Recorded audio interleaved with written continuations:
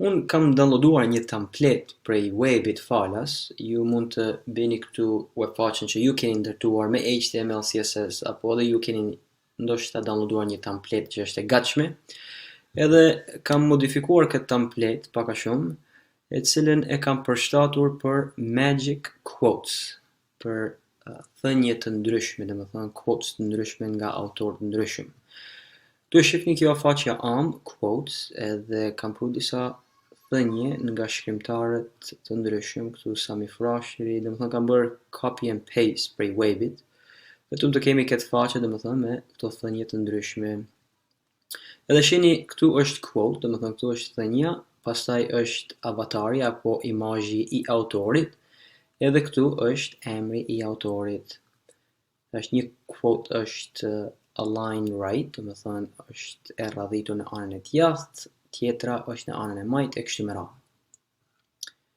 Okej, edhe kemi faqe tjera këtu about us, kemi një faqe për about us, cili ka disa tekst edhe një video që unë nuk e kam prek, është e njëjta video që ka ardhur domethënë me këtë template.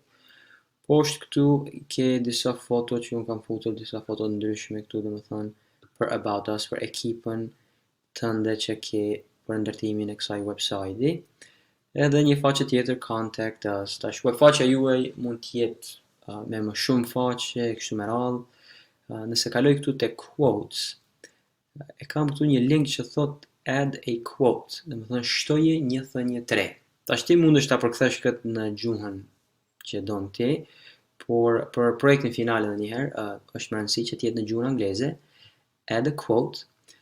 Edhe këtu kemi një form që shfrytëzuest mund të shtypin emrin autorit, emailin e vet, titullin e thënies, pastaj të bëjnë upload, domethënë këtu klikojnë në choose edhe të bëjnë upload një foto apo një avatar për këtë thënie, edhe ta shënojnë këtu thënien që kanë.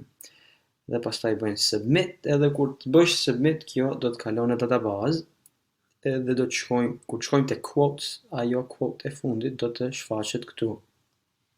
Tash ne nuk kemi një formë e cila kërkon antarësim të shfrytëzuesve, atë mund ta bëni ju vet, por domethënë në këtë aplikacion mund të mësojmë se si të marrëmi kërkesat nga shfrytëzuesi, si të dërgojmë ato në databazë, edhe si të shfaqim ato të dhëna në faqen tonë në HTML.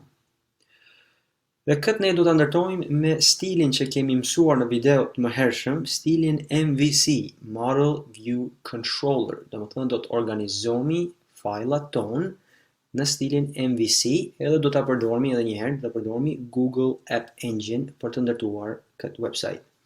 Atëherë në videon tjetër do të fillojmë edhe ta futim këtë website në Google App Engine.